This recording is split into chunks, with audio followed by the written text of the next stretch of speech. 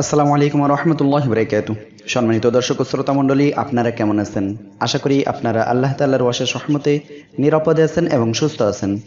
সম্মানিত দর্শক শ্রোতা, আপনি যদি পবিত্র কোরআনুল কারীমের অর্থ বুঝতে চান তাহলে ভিডিওটি আপনার জন্য খুবই গুরুত্বপূর্ণ। তাই প্রথম থেকে শেষ পর্যন্ত আজকের এই ভিডিওটি মনোযোগ সহকারে দেখুন। আশা করা যায় আপনি যদি আজকের ভিডিওটি প্রথম থেকে শেষ পর্যন্ত দেখেন তাহলে পবিত্র কোরআনুল কারীমের মাত্র 5টি শব্দ দ্বারা 25টি শব্দের অর্থ জানতে পারবেন ইনশাআল্লাহ। এখন চলুন আজকের এই ভিডিওতে আমরা যে শব্দগুলো শিখতে যাচ্ছি সেই শব্দগুলি শেখা শুরু করি। আউযু বিল্লাহি মিনাশ শাইতানির রাজিম। বিসমিল্লাহির রহমানির রহিম।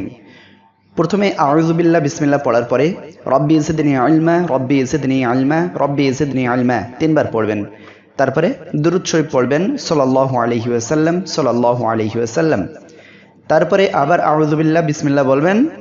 আউযু বিল্লাহি মিনাশ শাইতানির রাজিম, বিসমিল্লাহির রহমানির রহিম। এবার মুখস্থ করা শুরু করবেন।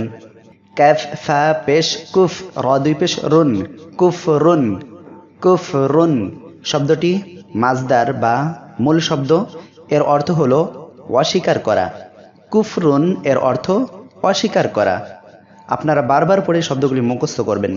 কুফরুন এর অর্থ অস্বীকার করা। কাফ জবর কা, ফা জবর ফা, কাফা, র জবর র, কাফার। এর অর্থ সে অস্বীকার করেছে।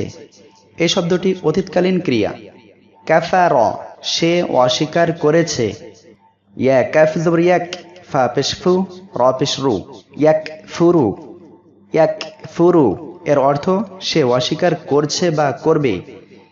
এই শব্দটি বর্তমান ও ভবিষ্যৎকালীন ক্রিয়া। ইয়াকফুরু এর অর্থ সে অস্বীকার করেছে বা করবে, সে অস্বীকার করছে বা করবে। হামজা কাফ পেশ উক, ফা র পেশ ফুর, উক ফুর। এর অর্থ অস্বীকার করো।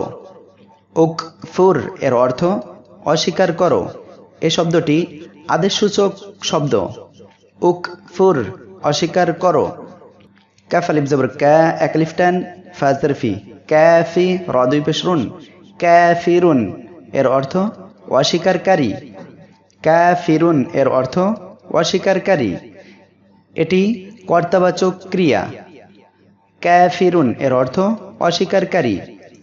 জাল কাফ জের যিক, র দুই পেশ রুন, যিকরুন এর অর্থ স্মরণ করা। যিকরুন এর অর্থ স্মরণ করা। এটি মাজদার বা ক্রিয়ামূল। যিকরুন এর অর্থ স্মরণ করা। জাল জবর জা, কাফ জবর কা, যাকা, র জবর র, যাকার, যাকার। এর অর্থ সে স্মরণ করেছে। এই শব্দটি অতীতকালীন ক্রিয়া। যাকার এর অর্থ সে স্মরণ করেছে। ইয়া জাল জবর ইয়াজ, কাফ পেশ কু, র পেশ রু, ইয়াযকুরু, ইয়াযকুরু। এর অর্থ সে স্মরণ করছে বা করবে। ইয়াযকুরু এর অর্থ সে স্মরণ করছে বা করবে। এটি বর্তমান এবং ভবিষ্যৎকালীন ক্রিয়া। উযকুর, হামজা জাল পেশ উয, কাফ র পেশ কুর, উযকুর। এর অর্থ স্মরণ করো। উযকুর এর অর্থ স্মরণ করো।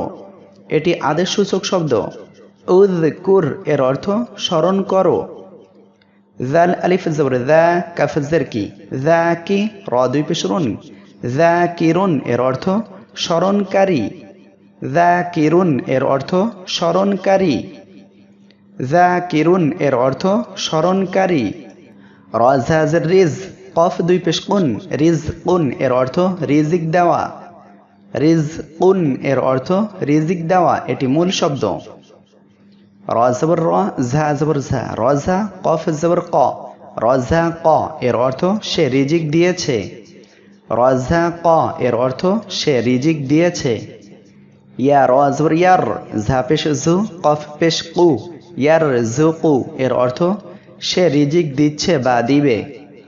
ইয়ার জুকু, সে রিজিক দিচ্ছে বা রিজিক দিবে। হামজা র পেশ উর, ঝা কফ পেশ জুক, উরজুক। এর অর্থ রিজিক দাও। উরজুক এর অর্থ রিজিক দাও। র আলিফ জবর র, এক আলিফ টান হবে, ঝা জের জি, কফ দুই পেশ কুন, রাজিকুন। এর অর্থ রিজিক দাতা। রাযিকুন এর অর্থ রিজিক দাতা।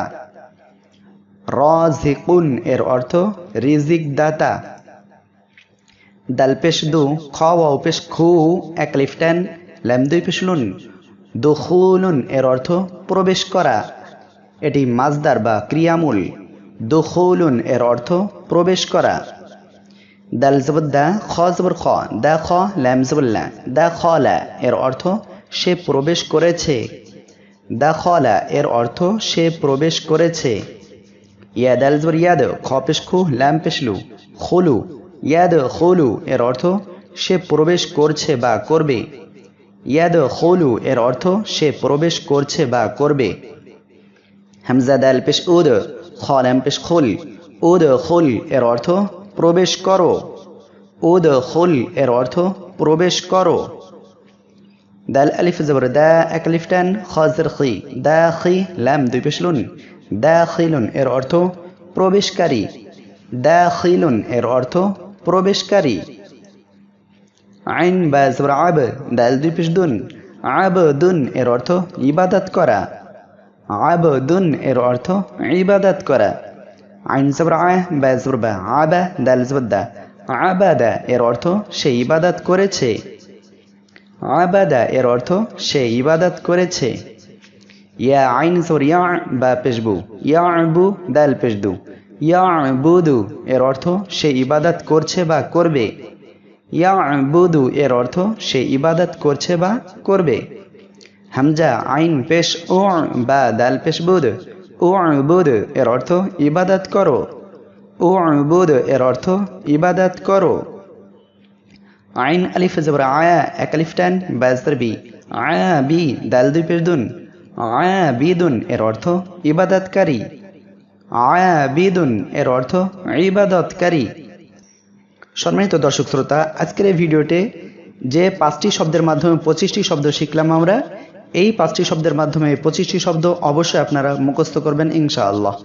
আপনি যদি এভাবে পড়তে থাকেন ইনশাআল্লাহ আশা করা যায় পবিত্র কুরআনুল কারীমের অসংখ্য শব্দ আপনি মুখস্থ করতে পারবেন। আর একসময় আপনার জন্য পবিত্র কুরআনুল কারীমের অর্থ শেখা সহজ হয়ে যাবে।